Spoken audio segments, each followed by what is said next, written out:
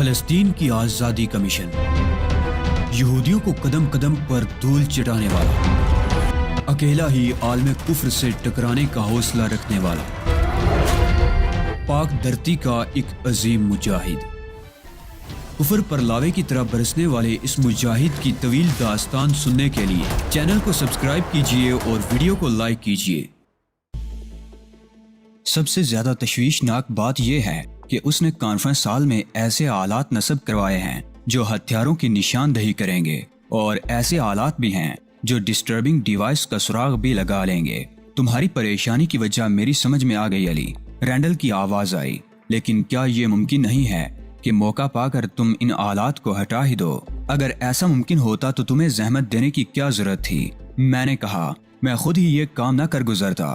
بہرحال یہ بات حیران کن ہے کہ جنرل ٹیرس کے پاس ایسے آلات کہاں سے آ گئے؟ ایسے آلات تو ہمارے پاس بھی نہیں ہیں۔ اس کا کہنا ہے کہ یہ آلات اس نے خصوصی طور پر گوٹے ہل کے سائنسدانوں سے فرمائش کر کے تیار کرائے ہیں۔ ایسا معلوم ہوتا ہے کہ اب گوٹے ہل کے بارے میں سنجیدگی سے سوچنا پڑے گا، وہ بعد میں سوچنا۔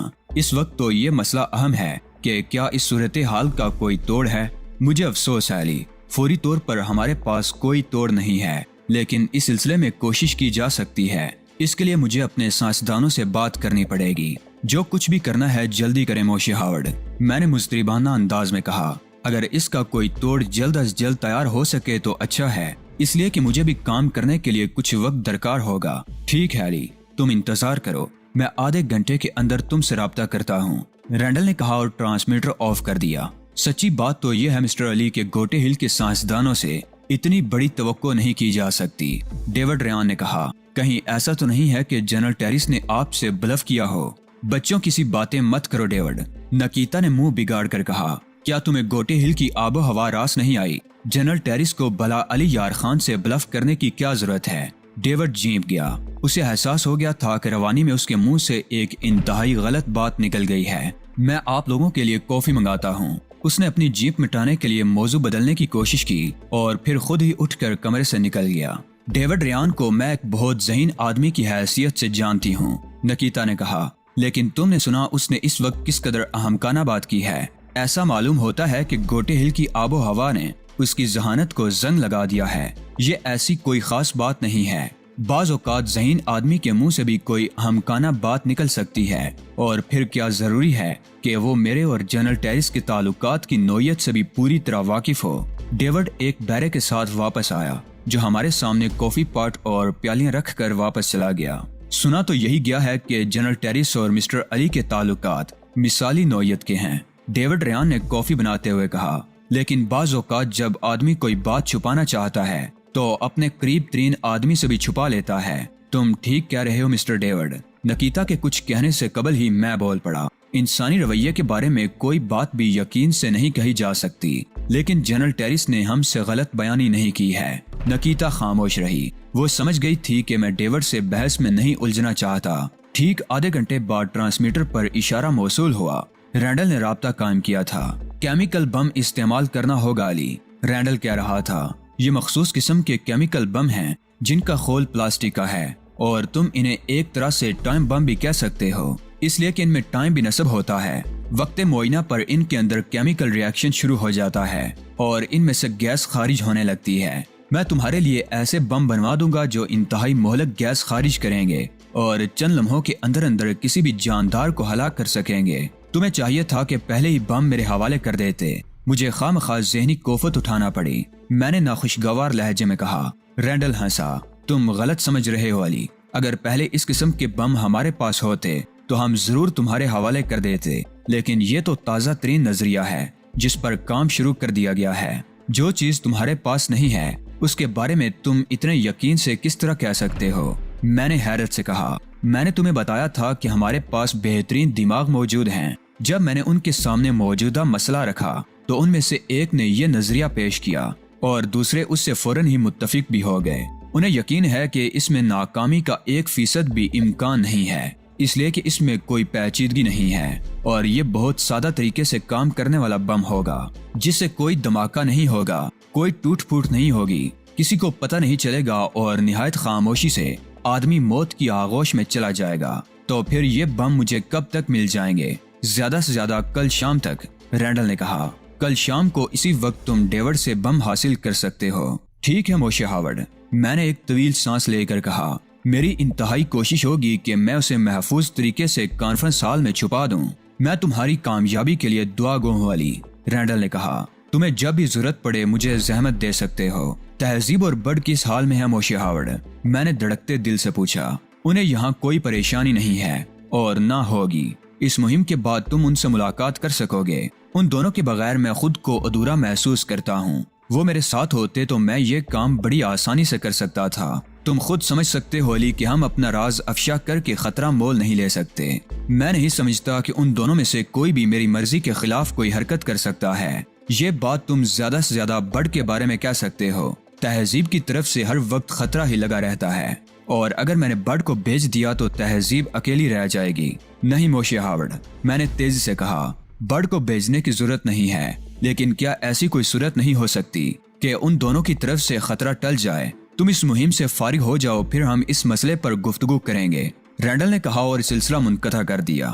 کیا تمہارے آدمیوں میں کوئی ایسا شخص نہیں مل سکتا جو بڈ کا متبادل ثابت ہو سکے؟ میں نے ڈیوڈ سے کہا۔ میں نے تو پوری لسٹ آپ کے حوالے کر دی تھی مسٹر علی، اور میرے خیال میں ان میں سے کوئی آدمی ایسا نہیں ہے۔ کچھ ایسے لوگ بھی تو ہوں گے جو گوٹے ہل کے مختلف علاقوں میں سرگرم عمل ہوں گے۔ نہیں مسٹر علی، فی الوقت ہم نے مکمل طور پر خاموشی اختیار کر لی ہے۔ وزرائے خارجہ کانفرنس کے انعقاد کے بعد ہم دوبارہ سرگرم عمل ہوں گے۔ خیر، میں دیکھوں گا کہ کیا کر سکتا ہوں، میں نے اٹھتے ہوئے کہا۔ ڈیوڈ ریان بھی ہمارے ساتھ ہی اٹھا۔ چلیے میں آپ کو نیچے تک چھوڑاؤں، ہمارے ساتھ تمہارا زیادہ منظر عام پر آنا ٹھیک نہیں ہے، نکیتا نے کہا۔ آپ لوگ اسٹیٹ کے مہمان ہیں، ہمارے ہوٹل میں قیام کر چکے ہیں۔ اگر میں آپ کو کار تک چھوڑنے نہ جاؤں تو ہوٹل کی انتظامیہ میرے خلاف کارروائی بھی کر سکتی ہے۔ ڈیوڈ ٹھیک کہہ رہا ہے نکیتا، اسے اپنی ذمہ داریاں پوری کرنے دو۔ ڈیوڈ ہمیں پارکنگ تک چھوڑنے آیا۔ وہ بہت الرٹ نظر آ رہا تھا اور اس کا انداز ایسا تھا جیسے ہمارا باڈی گارڈ ہو۔ تم بہت فرض شناس ملازم ہو ڈیوڈ، میں نے کار سٹارٹ کرتے وقت مسکرا کر کہا۔ مجھے امید ہے کہ تم بہت ترقی کرو گے۔ ڈیوڈ جواب میں بڑے ادب سے جھکا اور مسکرا کر بولا، کل شام کو اسی وقت ملاقات ہوگی جناب۔ میں نے کار سٹارٹ کر کے آگے بڑھا دی۔ شام کے 5 بج چکے تھے، مگر گوٹے ہل کے موسم میں ابھی تک افریقہ کے آگ برساتے ہوئے سورج کی تمازت موجود تھی۔ ایئر کنڈیشنڈ کار کی اگلی نشست پر نکیتا میرے برابر بیٹھی تھی۔ گزشتہ کئی روز سے میں ایک ہی بات سوچے جا رہی ہوں علی، اچانک نکیتا نے کہا، اور وہ یہ کہ اگر تم ان راہوں پر نہ آئے ہوتے تو بہت بڑے آدمی ہوتے۔ اوہو، میں نے بڑی حیرت سے کہا، کیا اب تم مجھے چھوٹا آدمی سمجھتی ہو؟ میرا مطلب تھا کہ تم بہت کامیاب آدمی ہوتے، بے انتہا دولت مند۔ دولت مند تو میں اب بھی ہوں نکیتا، مجھے تمہاری محبت کی دولت میسر ہے۔ میں خود کو بہت خوش قسمت تصور کرتا ہوں۔ خوش قسمت تو تم ہو، نکیتا نے ایک سرد آب بھر کر کہا، لیکن اس کی وجہ یہ نہیں ہے کہ میں تمہاری طرف مائل ہوں۔ میں بھی تو یہی کہہ رہا ہوں، میں نے ہنس کر کہا۔ تم میری خوش قسمتی کی وجہ سے میری طرف مائل ہو؟ کیا یہ ضروری تھا کہ تم اتنی پرخطر زندگی کی طرف آتے؟ نکیتا نے افسردگی سے کہا، اور کیا یہ ممکن نہیں ہے کہ تم اب بھی پرسکون زندگی کی طرف لوٹ جاؤ؟ سکون تو اسی وقت میسر آتا ہے نکیتا جب آدمی کسی نظریے کے لیے کام کرے۔ بے مقصد زندگی بھی کوئی زندگی ہوتی ہے۔ کون جانے علی کہ آدمی جس نظریے کے لیے کام کر رہا ہے وہ صحیح بھی ہے کہ نہیں۔ جو شخص اتنی قوت تجزیہ سے بھی محروم ہو، اسے زندہ رہنے کا بھی کوئی حق نہیں ہے۔ تم اپنی ہی مثال لے لو، کل تک تم جس نظریے کے حامی تھے، آج اس کے برعکس نظریے کے لیے سرگرم عمل ہو۔ غلطی ہو سکتی ہے نکیتا، کسی سے بھی ہو سکتی ہے، لیکن جب کسی کو اپنی غلطی کا علم ہو جائے تو اس کا ازالہ بھی ضروری ہو جاتا ہے۔ دنیا میں اربوں افراد بغیر کسی نظریے کی زندگی بسر کر رہے ہیں۔ ان کی زندگی کا کوئی مقصد نہیں ہے، وہ بس پیدا ہو گئے اس لیے جی رہے ہیں۔ ایسی زندگی کا کیا فائدہ جو آدمی اس لیے گزارے کہ بس اسے زندگی گزارنی ہے۔ ابھی تمہاری عمر بھی زیادہ نہیں ہے علی، میری بات مانو اور بقیہ زندگی سکون سے گزار دو۔ اچھا، میں نے مذاکرانہ انداز میں کہا، اپنے بارے میں تمہارا کیا خیال ہے؟ نکیتا نے ایک ٹھنڈی سانس لی۔ میں نے یہ تو نہیں کہا تھا کہ تم جوابی کارروائی کرو۔ میرا تمہارا کیا مقابلہ؟ تم اپنی مرضی کے مالک ہو، کسی کے پابند نہیں ہو۔ تمہیں اختیار ہے کہ چاہو تو کام کرو، چاہو تو نہ کرو۔ میں نے کار کا رخ تبدیل کر دیا۔ گفتگو بہت اہم موڑ پر آ گئی تھی۔ میں چاہتا تھا کہ ابھی یہ گفتگو جاری رہے۔ نکیتا جس موڈ میں تھی معلوم نہیں دوبارہ اس موڈ میں آتی یا نہ آتی۔ کار ٹیرس محل سے دور ہوتی جا رہی تھی۔ میں ایک الجھن میں مبتلا ہوں نکیتا، کیا تم وہ الجھن دور کرنے میں میری مدد کرو گی؟ ہاں کہو کیا بات ہے؟ نکیتا نے چونک کر کہا، اگر میرے بس میں ہوا تو ضرور تمہاری مدد کروں گی۔ طوفانی رات جو شخص میرے کاٹیج میں گھسا تھا اس کے بارے میں کچھ معلوم نہیں ہو سکا۔ جب جزیرہ اس قدر محفوظ ہے تو میں خود بھی اس بارے میں غور کرتی رہی ہوں، نکیتا نے کہا، لیکن میری سمجھ میں بھی کچھ نہیں آیا۔ موشی ہاورڈ کا رویہ بھی اس معاملے میں غیر معمولی ہے۔ تم نے اس شخص کی تصویر دیکھی تھی، کیا تم اسے پہچانتی ہو؟ میں نے کہا۔ نکیتا نے نفی میں سر ہلا دیا، نہیں، اس شخص کو میں نے کبھی نہیں دیکھا، حالانکہ میں اس جزیرے پر کام کرنے والے ہر شخص کو پہچانتی ہوں۔ اس نے کہا تھا کہ موشی ہاورڈ لوگوں سے جبرن کام کرا رہا ہے۔ موشی ہاورڈ نے اس بات کی تردید کر دی تھی اور تم نے بھی اس کا ساتھ دیا تھا، لیکن اس وقت تمہاری گفتگو سے یہی تاثر ملتا ہے جیسے تم بھی جبرن اس کے لیے کام کر رہی ہو۔ تم تو مجھے مروا دو گے علی، نکیتا نے بوکھلا کر کہا۔ میں نے یہ کب کہا ہے کہ مجھ سے میری مرضی کے خلاف کام لیا جا رہا ہے؟ تم نے جو باتیں کی ہیں ان سے اس کے علاوہ کوئی اور تاثر لیا ہی نہیں جا سکتا۔ دنیا کا ہر یہودی عظیم تر اسرائیل کے لیے اپنی بساط بھر کام کرنے کے لیے مجبور ہے علی، نکیتا نے کہا۔ یہ ایک قسم کی اخلاقی پابندی ہے جو ہم نے خود اپنے اوپر عائد کر رکھی ہے۔ دولت مند لوگ عملاً حصہ نہیں لیتے تو مالی امداد کرتے رہتے ہیں۔ کیا تم یقین کرو گے کہ ان کی دولت کا آدھے سے بھی زائد اس مد میں صرف ہو جاتا ہے، اور جو دولت مند نہیں ہیں وہ اپنی صلاحیتیں اس مشن کے لیے وقف کر دیتے ہیں۔ اس کے عوض معقول معاوضہ بھی مل جاتا ہے اور کسی حادثے کی صورت میں ورثاء کو بے سہارا بھی نہیں چھوڑا جاتا۔ تو یہ مجبوری ہماری ذاتی مجبوری ہے، کسی اور کا اس میں کوئی دخل نہیں ہے۔ حیرت ہے، پھر اس شخص کو ایسا جھوٹ بولنے کی کیا ضرورت تھی جس کا کوئی سر پیر بھی نہیں ہے؟ میں بڑبڑایا، تم کیوں اس الجھن میں گرفتار ہوتے ہو؟ تم تو وہاں سے صحیح سلامت نکل آئے اور اب تمہیں کوئی خطرہ بھی نہیں ہے۔ کیسی باتیں کر رہی ہو نکیتا؟ ایک شخص جانتا ہے کہ مجھ پر شخصیت کی تبدیلی کا عمل کیا گیا ہے اور اب میں اسرائیل کی حمایت میں کام کر رہا ہوں، اور وہ شخص جو اس راز سے واقف ہے وہ آزاد گھوم رہا ہے، تو کیا میں سکون کی نیند سو سکتا ہوں؟ میرے سر پر تو تلوار لٹک رہی ہے، معلوم نہیں وہ شخص کب یہ راز افشا کر دے۔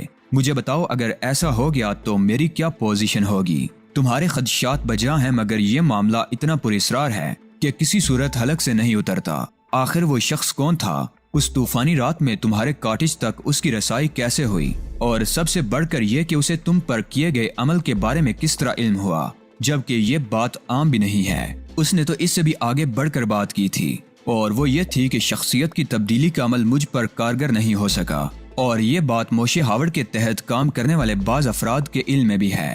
اس کی تمام باتیں جھوٹ تھیں۔ اگر ایسی کوئی بات ہوتی تو سب سے پہلے میرے علم میں آتی۔ بل فائٹنگ کے مقابلے کے بعد تمہارے جو چیک اپ ہوئے تھے اس میں یہ چیز بھی چیک کی گئی تھی۔ میں چونک پڑا، اوہو، لیکن اس وقت تو مجھے یہ بات نہیں بتائی گئی تھی۔ تم کسی سے اس بات کا تذکرہ مت کرنا، نکیتا کے لہجے میں خوف تھا۔ میرے منہ سے یہ بات غلطی سے نکل گئی، ورنہ موشی ہاورڈ نے ہمیں یہ بات ظاہر کرنے سے منع کر دیا تھا۔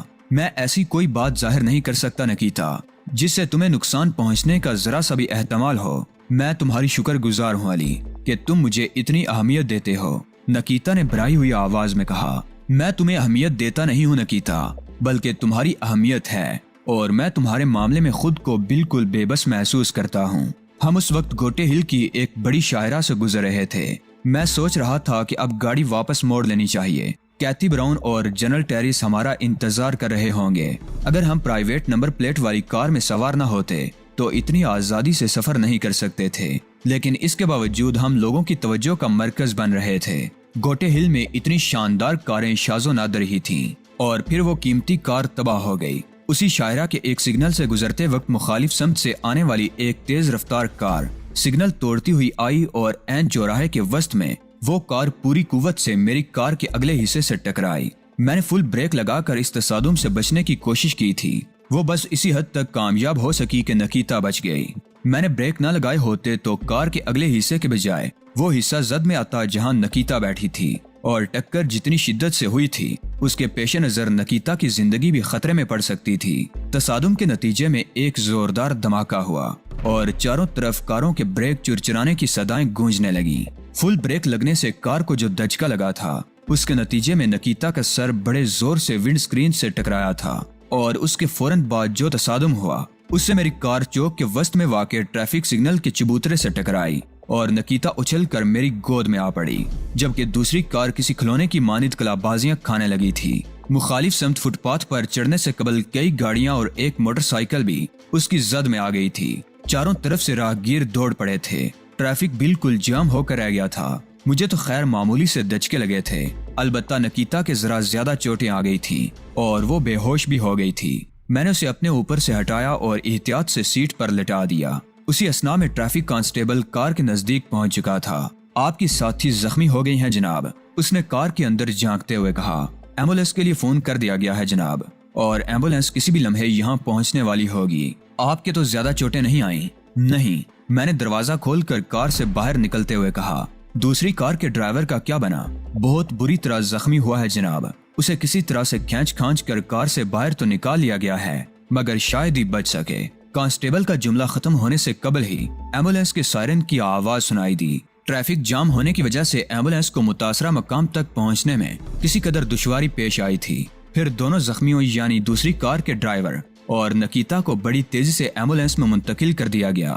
میں بھی جھپٹ کر ایمبولینس کے عقبی حصے میں گھس گیا تھا۔ دوسری کار کا ڈرائیور واقعی بہت بری طرح زخمی ہوا تھا، اس کی سانسیں بھی ٹوٹ رہی تھی۔ ایمبولینس کے عقبی حصے میں موجود ڈاکٹر نے زخمی ڈرائیور کے پلازما کی ڈرپ لگا دی تھی اور ایک انجیکشن بھی دیا تھا۔ پھر وہ نکیتا کی طرف متوجہ ہوا تھا۔ اس کی حالت تشویشناک نہیں ہے، میں نے کہا، بس اسے معمولی سی مرہم پٹی کی ضرورت ہے، مجھے اپنا فرض پورا کرنے دیجیے، ڈاکٹر نے بڑی بے رخی سے کہا اور نکیتا کا معائنہ کرنے لگا۔ یہ صدمے سے بے ہوش ہو گئی ہیں، ڈاکٹر نے سر اٹھاتے ہوئے کہا۔ سر کی چوٹ معمولی نوعیت کی ہے، انہیں اسپتال میں رکنا نہیں پڑے گا۔ میں نے دوسری کار کے ڈرائیور کو غور سے دیکھا جو اسٹریچر پر پڑا تھا۔ اس کی عمر بمشکل 28 برس رہی ہوگی، معلوم نہیں وہ اتنی تیز رفتاری سے کیوں ڈرائیونگ کر رہا تھا۔ ایمبولینس سرکاری اسپتال کی تھی جو سیدھی شعبہ حادثات کے باہر جا کر رکی، اور مستعد وارڈ بوائے دونوں زخمیوں کو بڑی پھرتی سے اسٹریچروں پر ڈال کر شعبہ حادثات میں لے گئے۔ نکیتا کو جلد ہی ہوش آ گیا تھا، اس کے سر پر معمولی سے بینڈیج کی گئی تھی، جبکہ دوسری کار کے ڈرائیور کو طبی امداد دینے کا عمل اب تک جاری تھا۔ ڈاکٹروں نے نکیتا کو چونکہ جانے کی اجازت دے دی تھی، اس لیے ہم دونوں شعبہ حادثات سے باہر نکل آئے۔ ابھی ہم ہسپتال کی راہداری میں ہی تھے کہ عقب سے کسی نے میرے کندھے پر ہاتھ رکھا۔ ذرا 1 منٹ بات سنیے گا جناب۔ میں نے ایک نرم آواز سنی، مگر میں بڑے جارحانہ انداز میں پلٹا۔ چھو کر متوجہ کرنے کا عمل انتہائی غیر اخلاقی ہوتا ہے۔ کیا بات ہے؟ میں نے پھاڑ کھانے والے انداز میں کہا۔ میرا مخاطب درمیانہ قد کا مالک ایک سیاہ فام نوجوان تھا۔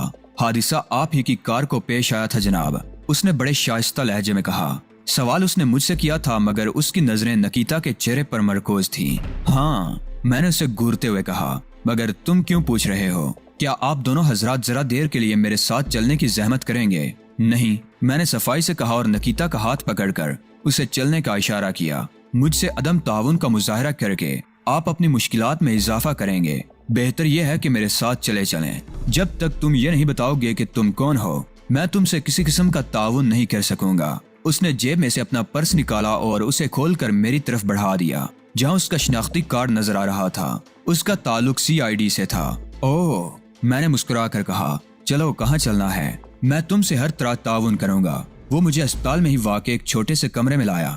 کمرے میں رکھے ہوئے ساز و سامان سے ہی ظاہر ہو رہا تھا کہ وہ رپورٹنگ سینٹر ہے۔ اگر میرا اندازہ غلط نہیں ہے تو آپ دونوں مقامی باشندے نہیں ہیں، اس نے ہمیں کرسیوں پر بٹھاتے ہوئے کہا۔ تمہارا اندازہ بالکل درست ہے سارجنٹ، میں نے مسکرا کر کہا۔